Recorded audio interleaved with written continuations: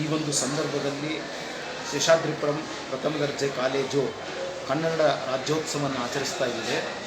ಪ್ರತಿ ವರ್ಷ ಕೂಡ ನಮ್ಮ ಕಾಲೇಜಿನಲ್ಲಿ ಕನ್ನಡ ರಾಜ್ಯೋತ್ಸವವನ್ನು ಆಚರಿಸ್ತೀವಿ.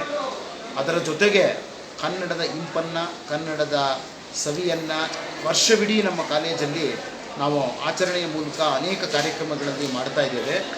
ಇವತ್ತಿನ ಇಂದಿನ ಕಾರ್ಯಕ್ರಮದಲ್ಲಿ ನಮಗೆ ಭಾಳ ಸಂತೋಷ ಆಗಿದೆ.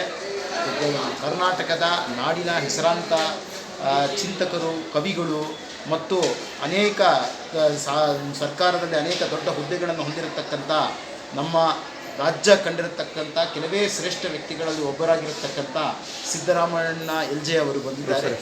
ಪ್ರೊಫೆಸರ್ ಸಿದ್ದರಾಮಣ್ಣ ಎಲ್.ಜೆ. ಅವರು ಬಂದಿದ್ದಾರೆ. ಅದು ನಮ್ಮ ಕಾಲೇಜಿಗೆ ಭಾಳ ಸಂತಸದ ವಿಷಯ ಮತ್ತು ಈ ಒಂದು ಸಂದರ್ಭದಲ್ಲಿ ನಾನು ಅವರಿಗೆ ಅನಂತ ಅಭಿನಂದನೆಗಳನ್ನು ಸಲ್ಲಿಸ್ತಾ ಇದ್ದೇನೆ. ಮತ್ತು ಈ ಕನ್ನಡ ರಾಜ್ಯೋತ್ಸವವನ್ನು ಎಲ್ಲ ಮಕ್ಕಳು, ನಮ್ಮಲ್ಲಿ 4,000 ಮಕ್ಕಳಿದ್ದಾರೆ. ನಮ್ಮ ಕಾಲೇಜಿನಲ್ಲಿ ಅನೇಕ ರಾಜ್ಯಗಳಿಂದ ಮಕ್ಕಳುಗಳು ಕೂಡ ಸೇರಿಕೊಂಡಿದ್ದಾರೆ. ಸುಮಾರು ಒಂದು 600 ಜನ ಬೇರೆ ರಾಜ್ಯದ ಮಕ್ಕಳಿದ್ದಾರೆ. ಸುಮಾರು ಒಂದು 50 ಜನ ವಿದೇಶಿ ಮಕ್ಕಳುಗಳಿದ್ದಾರೆ.